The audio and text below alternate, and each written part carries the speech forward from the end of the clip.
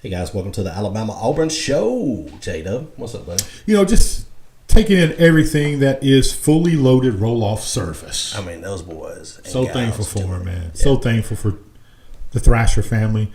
256-399-4690. Get your dumpster, get your rollback, get your whatever. Speaking of dumpster fire. Alabama basketball? Golly freaking bum. We got destroyed 105-87 by this Florida team that just came out and did. Man, they did work, dude. I mean, 40 of 46 from the free throw line. That's stupid. You know what that means? That means Alabama fouled over 30 times. I mean, these guys. What's even more impressive is they actually hit all those shots. Yeah, I mean, God, dog. We look terrible, but thank goodness for Sears. I think he scored 33 points. But we were only 5 for 23 from the 3-point line. I mean, we looked like trash. And I don't know if it was you that told me or I read it somewhere, but it was the most free throws made in an SEC basketball game since 1998. You read that somewhere. Did I? Okay. But anyway, that's crazy. But, I mean, Florida was catching Alabama out of position. They were running and gunning the ball. Alabama couldn't get in the position on defense, what does that result in? Points. Yeah. Well, it results in points, but it results in fouls. Because, if you're out of position, you're reaching, you're not moving your feet, you're hack-a-shacking. Yeah, like your boy Trite, you say, hatchet. Jerry, you hatcheting me. Hatchet. You hatchet. That's a foul. Or Danny Ruger always talking about, that's one. It was all day long, man. I don't know. Alabama just looked like trash. I mean, we're the most schizophrenic basketball team that there is, man. I don't get it. Man, well, you're 20-10 overall. I know. Right, so you've got a great season. And you're very good at home. What was your home record? 13-2. Yeah. 5-5 on the road. Yeah. It's not easy to go on the road and win basketball games. We got down to Florida, Gainesville. What are they at home? They are 14-1 now, thanks to you guys. You're such a jerk. Yeah, you're welcome. You're welcome, Florida, for coming out there and acting like chomp, a bunch of guys that don't even know how to play basketball. So, you got a game Saturday? Saturday, yeah. Very important game. Hugely important. Yeah, it's the last game. It's the last game of the regular season. But here's why it's important, because you want to be in the top 4. Because if you're in the top 4, you get a double bye in the SEC tournament. Right. Right now, you're number 5. You need to be number 4. Got to win. Yeah. Got to win. But we also need somebody to lose. You do? Yeah. Because who are you playing, though? Not South Carolina. We play Georgia. Who do we? Auburn plays Georgia. I have no idea. Who does Alabama play, man? Come on, man. Don't leave me hanging like that. I asked that question. Well, you are the Alabama. I'm supposed to be, but we know how that goes. Let's see. Mississippi State? Yep, that's exactly what it is. Look at you. Why did you do that? Because you're on the computer. You found it out really. No, that's just standings. Oh, it is? Yeah. I thought I remember you saying that. You mean when we... Never mind. Yeah. No. You know? No. We play Arkansas. Oh, yeah. Well, you're going to win that game. Yeah, we play Arkansas. They're 6-11. Yeah, that's tomorrow. So that means you're going to need somebody to lose. Yeah, and it could be Tennessee. Well, Tennessee. Where do they play? I think Tennessee and South Carolina play. That very well could be Tennessee. But either way, of course, Suzanne is watching the Alabama Auburn show. Or as Suzanne likes to call it, the Auburn Show. It is the Auburn Show. Thank you, Suzanne, for bringing your knowledge and passion. I also noticed for the War Eagle Nation. Jerry does not have his coffee cup today because he said, "I'm tired of drinking out of that trash." That's what he said. Is that what happened? He did, and then he brought his Yankee cup in. That's all I want. That's all I'm saying.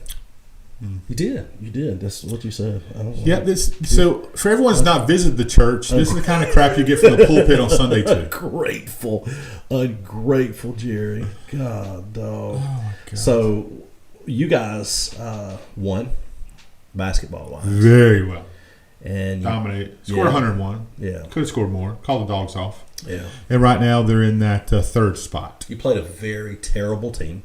Yeah. That's good scheduling. Yeah, that's what that is. Very good scheduling. Oh, my gosh. Who was your top guy? I don't know. don't know. I was watching football stuff, man. You was watching football stuff. Because I knew there was no way Missouri was going to beat them. No. So, and they closed this week. Hey, Suzanne, the reason I'm not drinking out of a Auburn coffee mug today is we decided to do the show at the church. That's true, Suzanne. That's true. The only reason. Hey, as soon as I get home, I'll fill it up. I have Kelly send you a picture. What you gonna fill it up with? I'm gonna fill it up. It's coffee cup, man. You put coffee in it. With a cup of Mind Your Business? Is that what it is? And it never happens around you. Hey, man, I don't understand why you're so disrespectful. Speaking of disrespect, Coach Saban is being touted for being disrespectful to his players for the statement he made a few days ago to ESPN. Did you read that article? We spoke about that article. Yeah. Let me give you the quote, right? They were talking about different reasons why he retired, and one of the reasons, he said, I don't want to say this was he said, I want to be clear that this wasn't the reason, but some of the events certainly contributed, talking about losing the title game. I was really disappointed in the way that our players acted after the game. You got to win with class. You got to lose with class. We had our opportunities to win the game. We didn't do it. And then showing your ASSS and being frustrating and throwing helmets and doing that stuff was not who we are and what we promoted in our program. I thought we could have had a heck of he said HE-double hockey sticks, of a team next year, and then maybe 70 or 80% of the players that you talk to, all they want to know is two things. What assurances do I have that I'm going to get to play, because they're talking about transferring, and how much are you going to pay me? Our program here has always been built on how much value we can create for your future and your personal development, academic success, and graduating and developing an NFL career on the field. So I'm saying to myself, maybe this doesn't work anymore, that the goals and aspirations, that they're different, and it's all about how much money can I make as a college player. I'm not saying that's bad. I'm not saying it's wrong. I'm just saying that it's never been what we were about, and that's not why we had success throughout the years. What are your thoughts on that? You know, he's right, but like when we spoke yesterday about it, that is exactly who his team was this year. That's how you get the players you get. It's a money decision. Why does one go to college? Yeah. To be able to make a living, right? And just so happens now it's not the coaches just making millions of dollars. And not every player is making that much money, right? But to be real. Sure. But there's some making stupid money. That is what college football is, and I'm okay with it. Yeah. I enjoy it. Some people say, I've heard it said over the last couple of days since that article came out to ESPN, I think it's Mr. Lee, Kerry Lee or Casey Lee or something like that wrote the article, but if I get it wrong, whatever, sue me, it doesn't make any difference. We don't have nothing. That they're saying that's who Alabama fans are. Some of them. I mean, and I'm an Alabama fan, and I was offended, but I also can relate because I've seen that happen. But I've also seen how Alabama acts sometimes. That's every fan base. It's not just Alabama, to be fair. You're right, but we're surrounded by them. Yeah. Where we live here, so we think that because we see a ton of entitled out. But it's different, right? I mean, the day that college football is in now, it's different. Mm-hmm. You called it when it first started happening. Before NIL came in, you said it's going to be a mini NFL, and now I hear a ton of people saying that. But I remember you saying that a couple years back. It's going to be in a mini NFL. So what's high school going to be? Because NIL is in high school sports. Not in Alabama yet, but it's coming. How does that work? It's in Florida, right? It's in Georgia. It's in Georgia. Sure, yeah. How does that work? I'm not 100%, but the same thing. They can make money because of who they are. So they can make money on endorsements of local companies. Well, that doesn't even have to be local. It could be national. Really? Yeah. So you can say Food City, right, wants to be a sponsor of a kid at Gadsden City or at Coosa. Like I'm a Coosa here all day. You do? And they're that's going to be totally legal. Correct. Wow. Yeah. So you got school choice coming in to Alabama, and then you're going to be able to do NIL. NIL's coming at some point. Wow. For sure. Wow. It's the society we're in, right? It's the way it is. So we need to find out how to navigate it, how to work it, how to be successful in that era. Right. because college football is big money. Yeah. And again, you got some college kids making more money than pro quarterbacks. Example: Brock Purdy, Super Bowl. Playing in a Super Bowl and making less money than some college quarterbacks. Wow. Yeah. What he was making $750 or $800,000? Right at, yeah. The league minimum. No, it's not a league minimum. So he's still on his rookie contract. Oh, okay. So it's different. Okay. But he was Mr. Irrelevant, right? Last pick of the draft. So he didn't get the same kind of money as C.J. Stroud got. So league minimum is higher than a rookie contract. Correct. It differs, yeah, depending on length of service, those kind of things. Wow, man, that's crazy. I need an abacus to figure it out. I mean, so what's going on recruiting wise in Auburn? It's a dead period right now. Yeah, dead period. Correct. Spring break now. We've got a couple practices in. All I know is Cam Coleman looks like a grown man among boys. He is, he was the 5-star. He's listed as 6'3", 188. I think he's a little bigger than that. He will get bigger, but the video that was released of him catching balls one-handed out of the jugs machine, incredible. Like he's staying after practice catching hundreds of balls. Right. As a true freshman, right? He's coming in and taking over. He's running with the number 2s right now, but I think that's only because he didn't know the playbook. Wow. He doesn't know the route tree. Once he gets that under his belt, and he will, it's going to be very, very tough to stop this kid, man. He's going to be incredible. It comes down to quarterbacks. I just do not think it's Peyton Thorne. I don't think he's the guy. And Auburn people chime in. Who do you want to see at quarterback? Don't say Walker White. You don't want a true freshman playing this SEC competition. No. I think Walker's going to be the future. Yeah, he's going to be incredible. Hank Brown maybe. Holden. I don't know. I think, again, you and I were talking, and I think that Auburn picks the quarterback up in the portal. Yeah. I don't know why. I haven't read that anywhere, but I think that's the play. Suzanne, what do you think? Well, everybody said your coach said that Cam makes the Auburn look different. It does. It makes them different. And it's more in him, right? You got the Freeze 5 that were incredible wide receivers coming in, and some of them aren't on campus yet. They're going to graduate on time and get there in the summer. Perry Thompson, who we've all fallen in love with, right? The kid from Foley, right outside Foley, is an absolute beast. But I'm also the lineman that transferred in from Mississippi State. I can't remember his name. You and I talked about him yesterday. He is who we thought he was. Yeah. He is a pass blocking machine.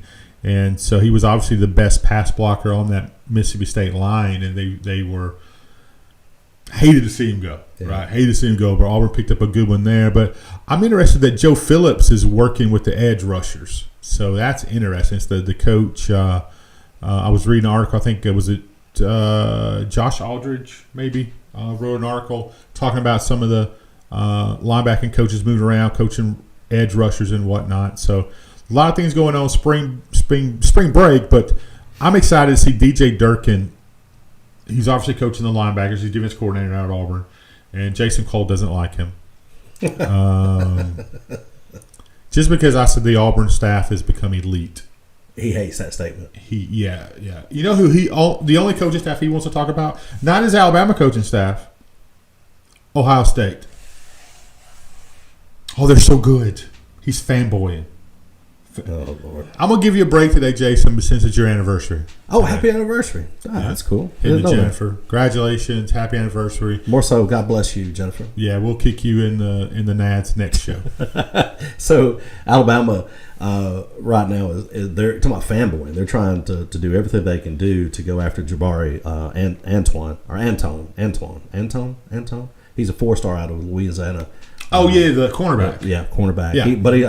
The dude also is a quarterback. In the college level, I think he's a cornerback. Yeah, I mean, that's how obviously he was signed or committed to LSU to play, but Alabama's going hard after him. He's 6'1", 170. He's from Westgate High School, which you talk about a bunch. He's committed to DBU, but Alabama has been known to put out some DBs themselves, and the dude plays on both sides of the ball. He was a quarterback, threw for over 1,200 yards. Ran for over 300, I believe, as a quarterback. I think the dude is a stud. Alabama's re-offered him Florida State's offered, Ole Miss, Syracuse, all of those guys. But from what I understand, Monday, I said yesterday, Tuesday, but Monday he's going on an official visit down to Miami. So if Alabama could get this dude to flip and commit to Alabama, I think that that would be a heck of a shot in the arm for the University of Alabama. So I'm hoping that happens. And I said something to you yesterday, and you literally almost took flight on me. I'm very knowledgeable about Deuce. I know. So I know.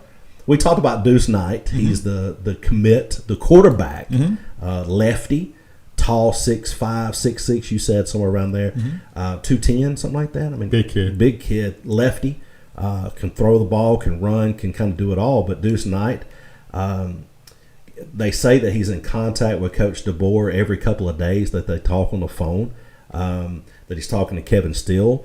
He's in contact with these folks. But what I think gives – look, Alabama's got to do everything they can do to get this kid or get somebody. Everybody should be going hard after him. The only end that he's got is that he's coach at Alabama, right? Second in NIL endorsement money. Are they really? Yeah, that's what I read this morning.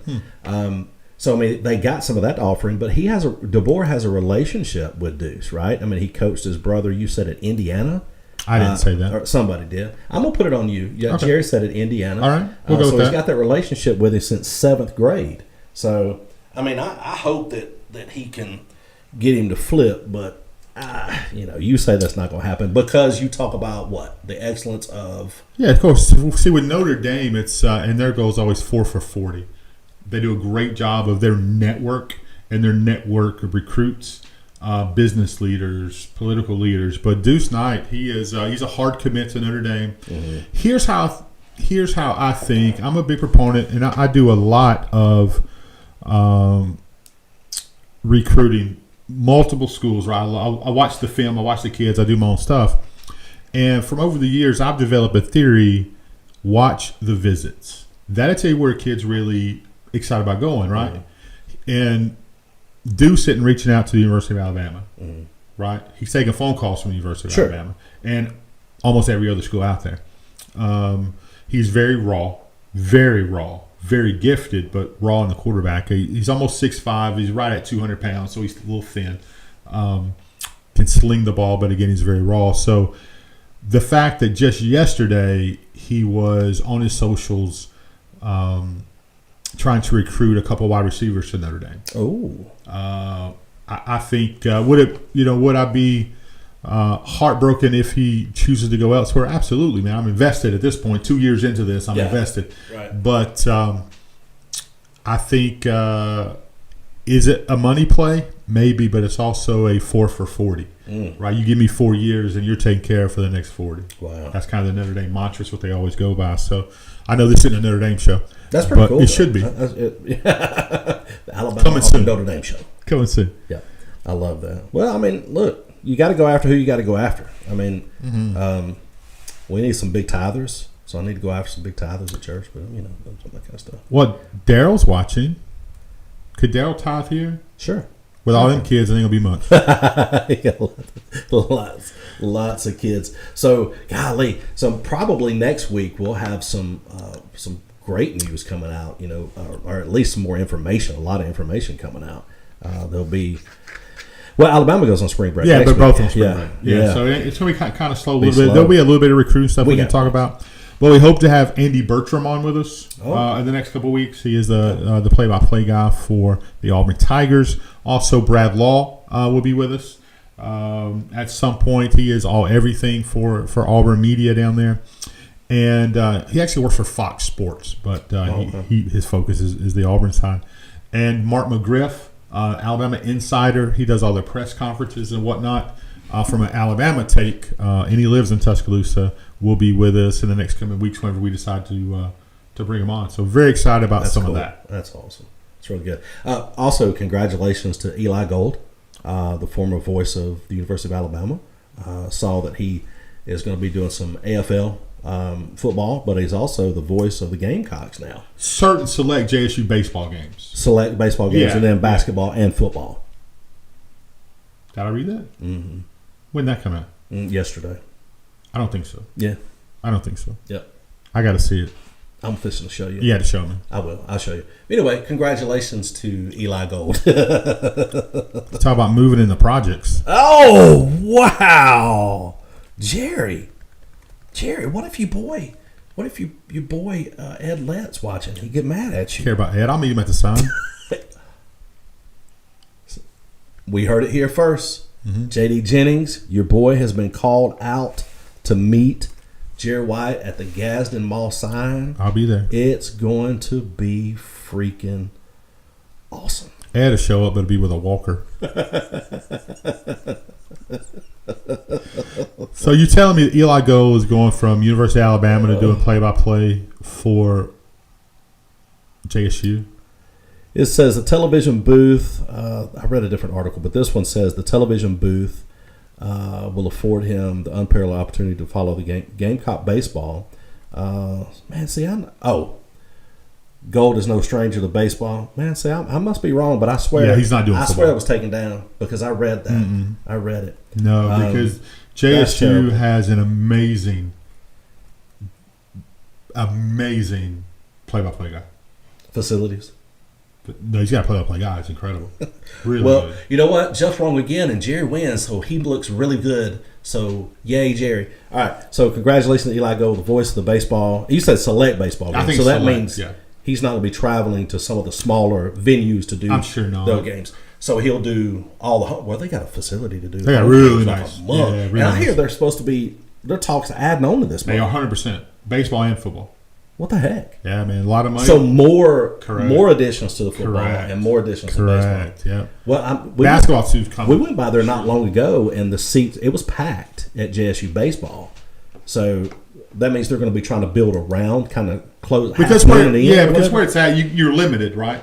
So you can Because only on go roadside. Correct. Yeah. So you're limited there. Dude, that'd be So nice. It's incredible. It's a Yeah. beautiful place anyway. But also two other good places to go watch baseball is University of Alabama and Auburn. I mean, Auburn, talking about a beautiful place to watch freaking baseball is go down on the plains, boy. That campus. Look, I'm an Alabama guy, but I don't know if there's a prettier campus I agree with in that. the South other than maybe Ole Miss. The Grove. Than But than the Auburn Plains, University. man. The That's Plains is- really cool, man. That's really cool. Well, any last words about your Auburn University team? Well, again, it's kind of a little slow right now, but we'll break down some recruiting. We'll have some insiders coming up next couple of weeks, and I'm excited that Eli Gold's not going to be doing football for JSU. Well, listen, every one of you that knows Jerry loves to know that he loves to get one up on you. So, with that being said, thank you, Trent Thrasher.